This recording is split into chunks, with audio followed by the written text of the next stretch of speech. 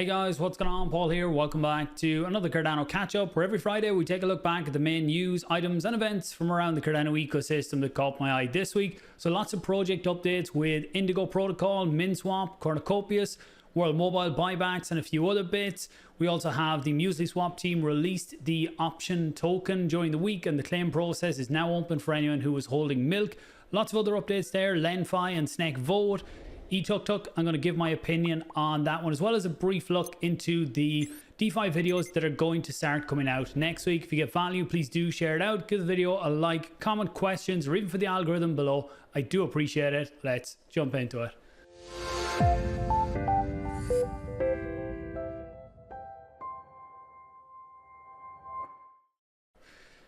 Okay, timestamps will be down below if anyone's looking for anything in particular, but generally we try and keep each segment short, and I'll dive into some of them in other videos then to go a bit deeper. But looking up first, we have the Indigo Protocol have put out their update. So this is June and July Indigo Labs newsletter. I might dive deeper into it, and there will be videos on Indigo in the DeFi series. Make sure you're subscribed for that one. But looking down here, the main thing that really caught my eye was the web app v2 is coming on August 1st. So that is early next week. You're going to see a new UI on Indigo. So I'm going to wait until this one comes out for the videos on Indigo. You can see nice new shiny dashboards, and you're going to be getting a lot more information if you come down to things like this with your CDPs and CDPs on the platform in general. You're going to get a lot more information, and it should be a lot easier to track your individual positions. So I will leave a link to this article below for anyone who wants to dive deeper into it before I get to it. They're also looking into transaction chaining, which really should help speed things up, especially when there are multiple transactions that need to happen. This is, I suppose, reference back to the June 10th market turbulence, where they talk about it here, where there was a 25% decline in ADA's price. This was with everything with the SEC, and there was a lot of liquidations happen on the protocol. So it went okay. It was a bit slower than probably you would have liked, but it all went okay, and there was no detrimental effects to the protocol. Things like transaction chaining will really help that, and I'll probably do a video on that in the future, talking about that and other methods that different protocols and dApps are using to speed things up. Another one from them was Orcfax. So Orcfax is another Oracle building on Cardano, and I will be talking to the team. I think it's another few weeks before I will be, but they have an integration coming up with Indigo Protocol, which is great to see, and great to see transparency coming through here. Then we've seen some interesting uses of the eutxo model in the last few days, and El Ralito has put these out here. This one here was about, he put the one out yesterday saying about someone had been selling tokens in multiple dexes in the same transaction. So they submitted one transaction and were able to sell part of the tokens on multiple dexes. So you can see here they were able to sell LenFi, and they were able to sell it in 4 different places. Now, when you do something like this, you are paying the batcher fees on each of the individual dexes, but it just shows what can be done in one transaction. So in this case, if they were selling big amounts of the token, they didn't want to have a major impact on the price on one DEX, you could set it up to sell across multiple DEXs to have less of an impact. There is other things where you might be looking to do arbitrage, where you're looking to buy on one DEX and then sell on the other, and things like that could maybe be done in one transaction too. You can see today he actually went and replicated it himself and was able to do the process by selling on 4 DEXs, or sent a swap to 4 DEXs all in the same transaction. And on that too, we also see with Spectrum Finance, which went live this week. It's another DEX on Cardano. I mentioned them last week, and again, it's a project I'll be sitting down with fairly soon. But what's happening here is, with the swaps that are being submitted there, the batchers for the protocol are scanning the mempool. So this is where the transactions haven't even hit the chain yet, but they're sitting in the mempool waiting to be submitted or waiting to be accepted into a block. The batchers are scanning that, so it means that they're able to pick them up before they hit the chain, have the transaction already created to do the swap, so everything happens in one transaction. So when you submit it, it means you're getting back what you swapped or what you wanted to swap for. You're getting that back in the same transaction, making things a lot quicker. So just to take a very quick look at the DEX then before we move on. So this is the Spectrum Finance DEX. So very similar with what you'd be used to with other DEXs. You have your swap feature. So you select the tokens that you want to swap between, and then you would just go ahead, the same as anything else. On liquidity pools, you can see here they have something called the LBSP. So this is their bootstrapping event. And you can see that all of these pools here are labeled as LBSP pools. And that means that if you put in some tokens into these pools, you are also going to earn the Spectrum Finance token. So this is their form of yield farming. But the way it works is when you put in the ADA that's put into these is then delegated to their own stake pool, and it's set at 99%, so they're keeping the rewards there. But people who do this are going to be earning the Spectrum Finance token in, I suppose, in a roundabout way of yield farming. But I will dive deeper into that maybe in a tutorial video, and definitely when I have a chat with the team. Up next, we've seen Optionflow was launched last Saturday. So I mentioned this last week that the sale was coming up. The sale happened last Saturday, sold out within half an hour, and the token has been doing phenomenally well ever since. So this is bringing an options trading protocol to Cardano. This is by the Minswap team. So anybody who was holding the milk token on Wednesday, July 26th, then there was a snapshot taken, and now you can do a claim. So you can go into this link here, opt.minswap.com, go in there, connect your wallet, and claim your opt tokens. I think they're trading at over 1 ADA right now. We'll dive a lot deeper into that one on Monday in the video, the weekly video I do that looks across different tokens and what's happening from a price perspective with Cardano projects. But congratulations to anybody who got in and who has made some very nice profit within a few days on this token. Then we look at World Mobile token. So I sat down with Mickey, or myself and Paddy sat down with Mickey about 10 days ago now. The link to that one is down below for anyone looking at all of the latest on World Mobile and you haven't seen.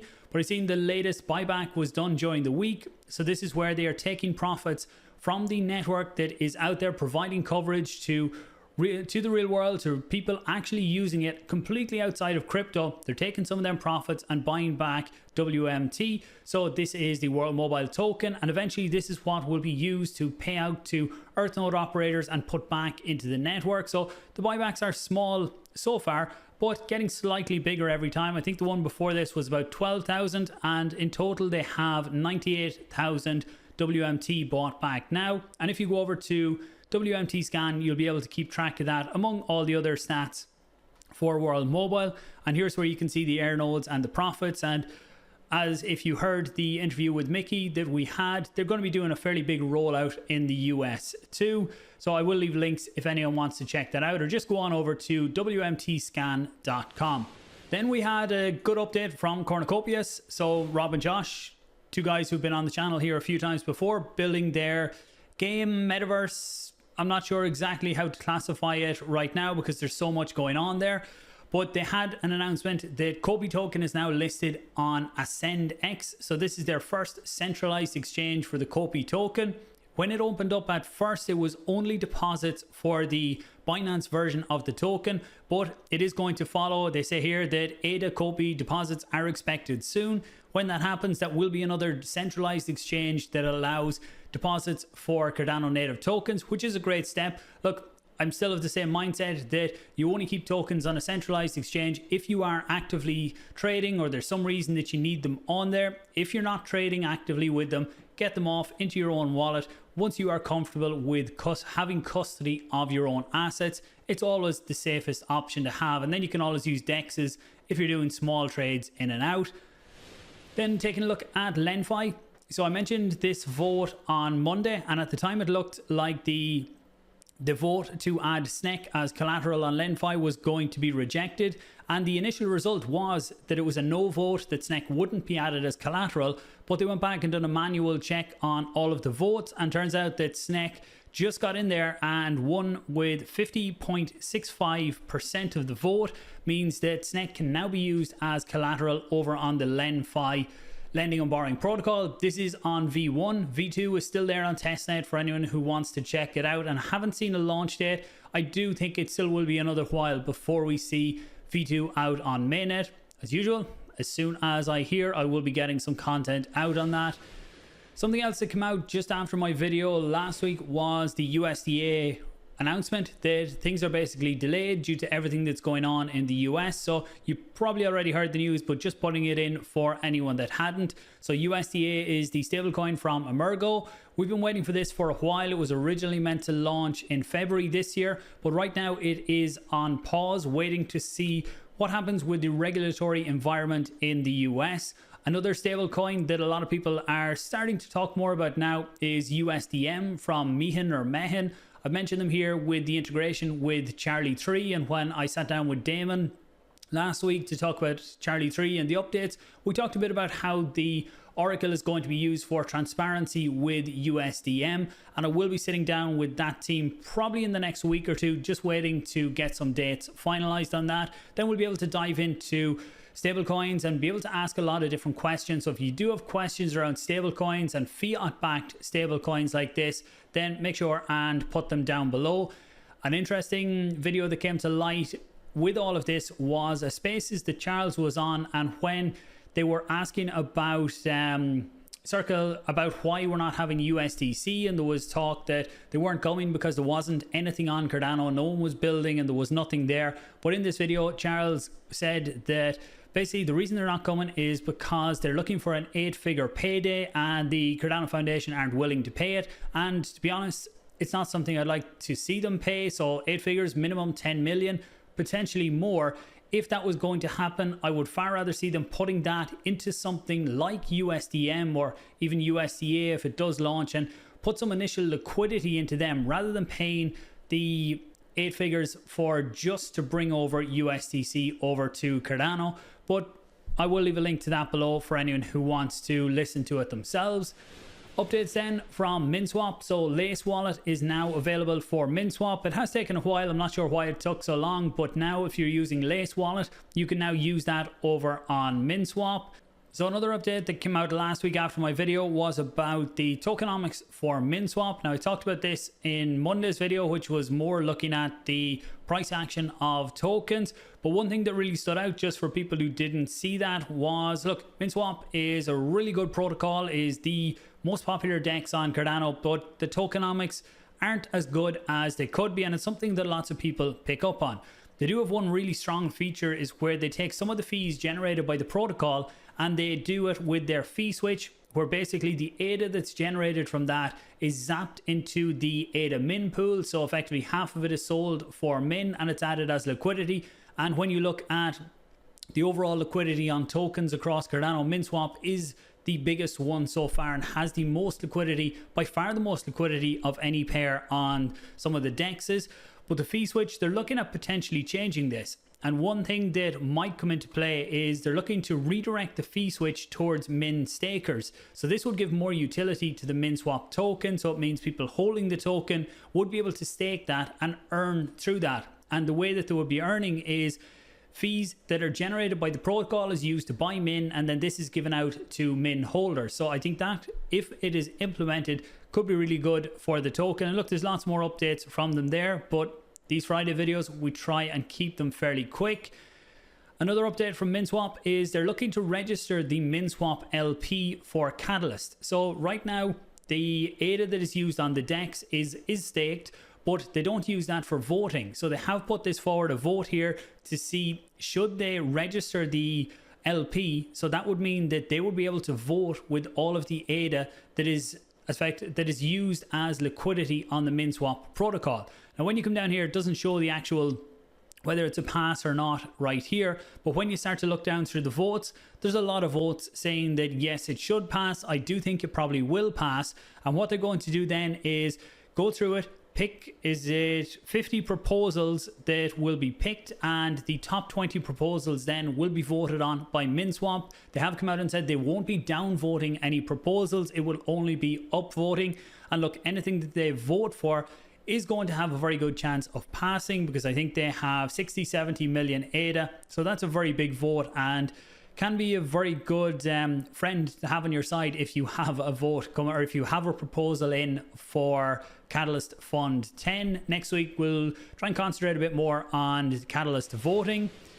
Then on to something that I was asked a good few times of my take on it, and that is eTuk. So they were a project that built a reputation around that they were going to be building on Cardano, and they used that fact that they were such a good fit, being electric vehicles and going to be built on a green blockchain like Cardano. And if you look at their old website, I dug this out through the archives, the first automotive project on Cardano, that has now changed to powering the future of transportation with the BNB chain. So they come out with an announcement saying that they were moving over to the Binance chain, to a layer 2 on Binance, and they're saying that they're going cross-chain, but when you start to dig into it, it really looks like they're just moving everything over to Binance. It's not cross-chain, and to me, cross-chain is where you're going to be active across multiple chains. This looks like a complete move over to Binance. Whether there was money or something involved, I have no idea, but I really don't like this manipulative type of messages saying that you're going cross-chain and you're using that as the excuse. If you are fully moving off one blockchain onto another, look, it's not something we like to see, but if someone comes out and is completely upfront and honest about it, then look, okay, if there's a better solution there, if there's a reason you should be moving, look, not everything can build, not every chain is going to be suitable for every project, but don't come out with the bullshit about we're going cross-chain and it's Cardano still apart, or even if it's not, even if it's something else, and talking about another chain. It's just like, look, be transparent, don't try and bullshit. There's enough of people there that are able to call you out, and it only does damage to the project. The initial CEO, Army of Spies, called him out a long time ago now at this point over some questionable stuff with other businesses. He did leave the project there a few months ago too. So there's definitely questions about it, and personally, I'd be very cautious about what happens there, and where, if anybody is still following over to Binance to get involved, look, best of luck to the project, but be more transparent. Just be upfront that yes, we're moving to another chain, and not using the, oh no, we're not forgetting about you, or this kind of BS. But look, let's move on to something else. dApp's on Cardano, another good website to follow for if you're interested in diving deeper into the stats around what's going on Cardano. And they put out this one just to say that looking at the last epoch and the number of transactions, Minswap was number 1, JPEG Store 2, ViFi was 3, and Liquid Finance was coming in at number 4. So it is a really good site if you're interested in keeping up to date on the different stats and everything that's going on. You can see there, you can order, or you can look at it by the last 18 epochs, 6 epochs, or the last epoch, and then look at the changes and what's actually happening. And this is looking at the actual smart contracts to see what is happening on the protocol. So it's not related to price or sentiment about a project. It's actually looking at the stats of what's happening, what is being used on the protocol. So closing it out then, I will be trying to get these videos out next week looking into DeFi. So this is the only one that's actually going to have slides, I think, that is looking at, this is just giving examples of what DeFi dApps are, and we'll dive into individual videos on DEXs, money markets, derivatives, and then these are some of the other types, which at a later point I'll break them down, and we'll look at different strategies and ways people make money on these things, the advantages, the risks, and all of that type of stuff. If there's anything in particular you would like to see for the DeFi series, do let me know down below, and you should start seeing them videos coming out early next week. Thanks for watching, guys. Hope you had a great weekend. If you got some value, please do give the video a like. It really does help. Even share it out. Have a great weekend. I'll talk to you soon.